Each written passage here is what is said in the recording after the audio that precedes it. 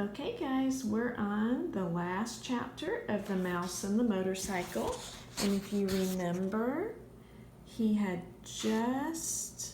Matt had just shown Keith that he found the motorcycle. So I am wondering what they're going to do with it. Is Ralph going to get it or Keith? So let's read and find out. Ralph was so excited, he almost fell out of the knothole. Hey! Keith sat up straight, rocking the orange juice on his tray. It sure is! Where did you find it? In a hamper of linen that had been chewed by mice, or by a mouse. It fell out when the housekeeper was showing us the damage that had been done. I picked it up before anyone noticed it. Gee, thanks a lot. Keith accepted the motorcycle and set it on his tray. It's my favorite. I didn't like losing it. I wonder how it got into that hamper of linen, mused Matt. Keith grinned, but said nothing. Old Matt rubbed his chin and stared at the ceiling. I don't suppose a certain irresponsible mouse happened to ride it into a pile of sheets and pillowcases and get tangled up and dumped into the hamper. Keith tried not to laugh. I don't know any irresponsible mice, he said. Only one responsible mouse. Say, how'd you guess? There isn't much around this hotel that escapes my attention, said Matt. I saw that mouse out in the hall with the little motorcycle. I imagine he's a regular speed demon. Ralph could no longer stay out of the conversation. I'm fast, but I'm careful. I haven't had an accident yet, he boasted, and added hastily, recalling his fall into the wastebasket. At least not since I learned how to ride the motorcycle. If there is anything I can't stand, it's a cheeky mouse, remarked Matt good-naturedly. What do you call getting tangled up in a lot of linen? What I mean is, I didn't crack up in the motorcycle, said Ralph with dignity. He's not cheeky, defended Keith. He's brave. You aren't going to tell the management about him, are you? What's the use, said Matt. If they get rid of these mice, more will move in. Anyway, he's a cute little fellow. It cheers me up just to think of him tearing around on a little motorcycle. If only I could, thought Ralph.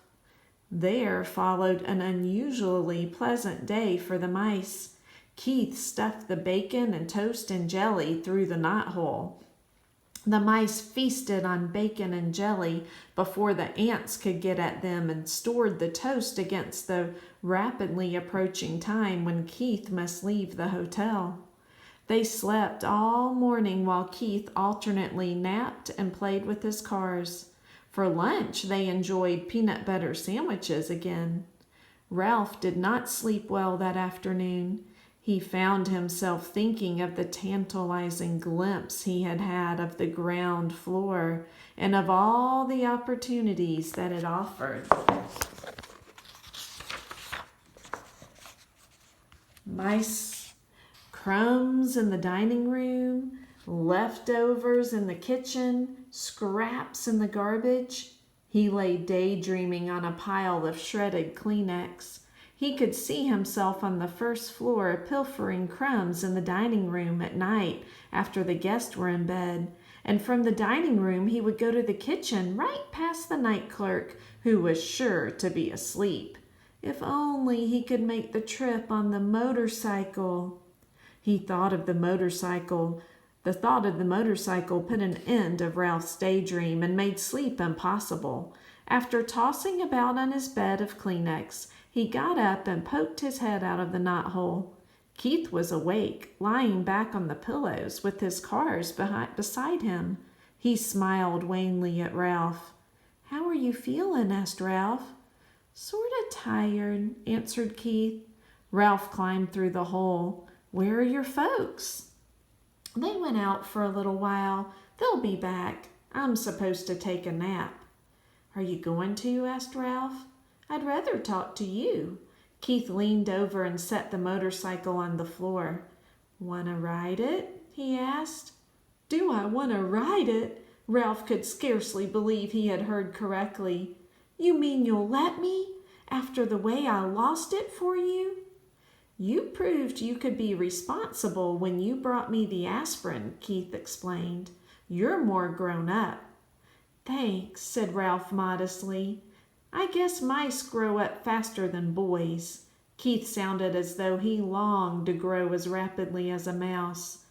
You grow a little bit every day, Ralph said as he removed the crash helmet from the hiding place behind the curtain. I guess you're right, agreed Keith. My dad measures me every 6 months against the door jamb of our kitchen back in Ohio, and each mark he makes is higher than the last, but I never feel myself growing. You wait long enough and you will be a grown-up. Ralph felt as if he had said something very wise as he slipped the rubber band on his crash helmet around his whiskers. I guess so. Keith slumped back on the pillows. But it takes so long. I grew up, didn't I? Asked Ralph. You said so yourself. I had become a responsible mouse. Yes, you did, said Keith thoughtfully. I guess that's part of the secret. Just getting bigger isn't enough. You have to learn things like not taking off down a steep hill on a bicycle when you aren't used to handbrakes, stuff like that. Ralph walked with a slight swagger to the motorcycle, grabbed the hand grips, and threw his leg over the seat. He remembered to pick up his tail before he started.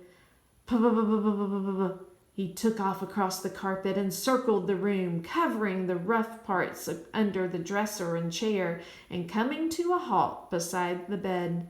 She has good balance on a rough road, said Ralph with authority. She's a mighty fine machine.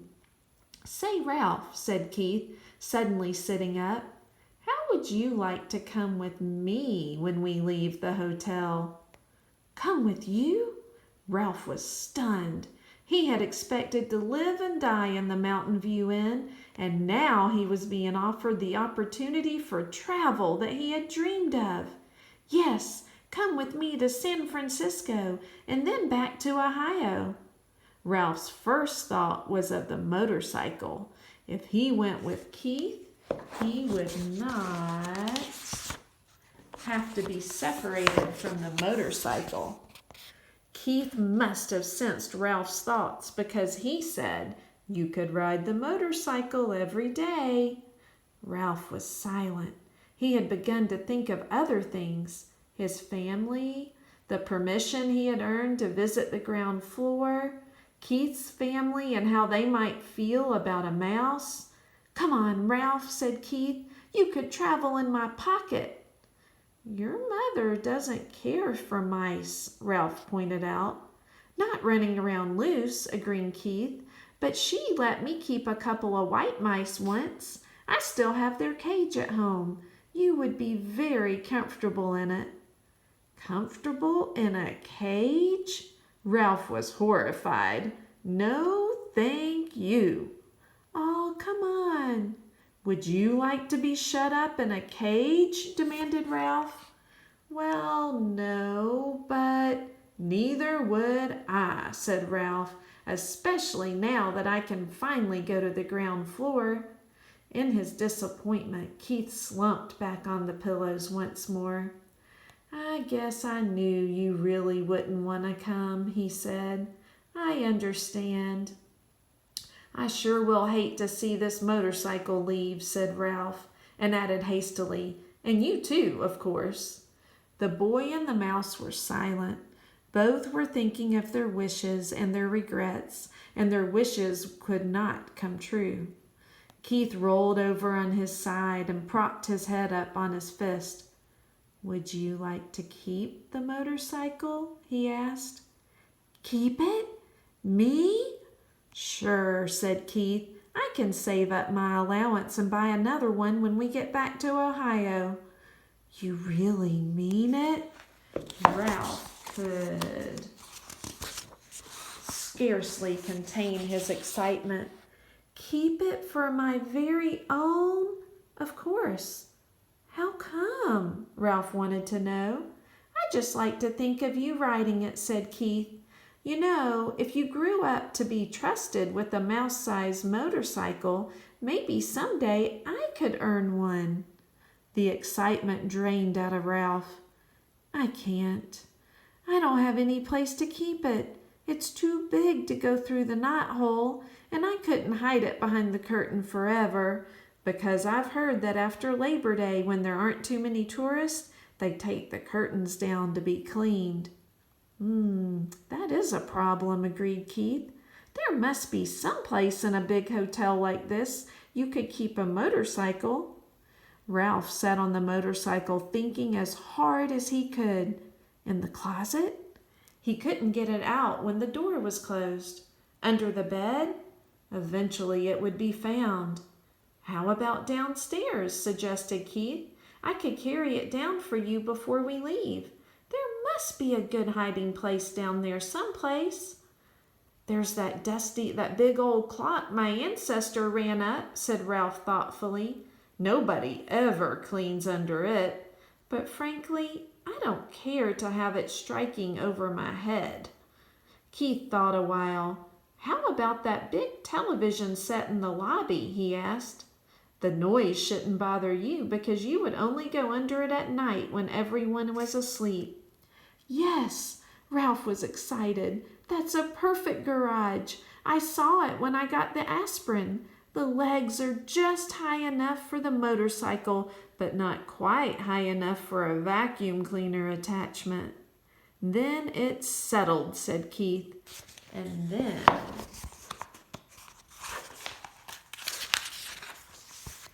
added rather sternly, Ralph thought, but first you must ask your mother. Ralph dismounted and ran to the knothole. He was gone several minutes before he returned to announce in triumph, She says I can keep the motorcycle if I promise to drive carefully and wear my crash helmet every single time I ride it.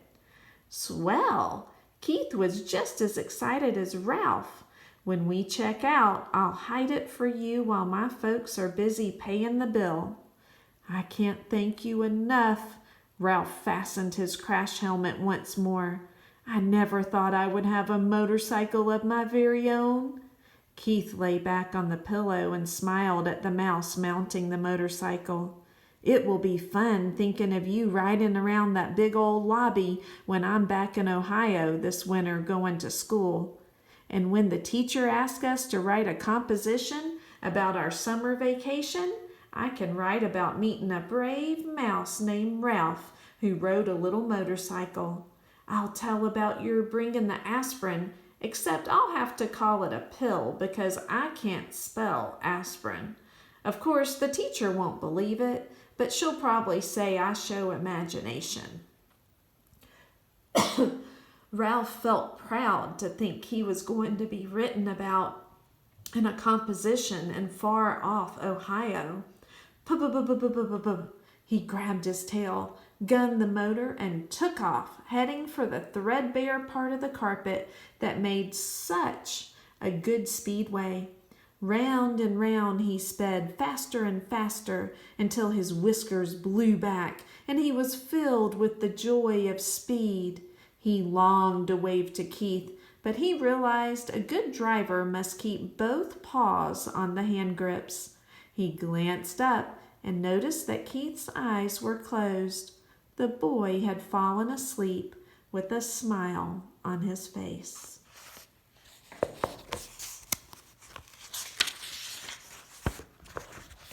Ralph dragged his heels to brake the motorcycle.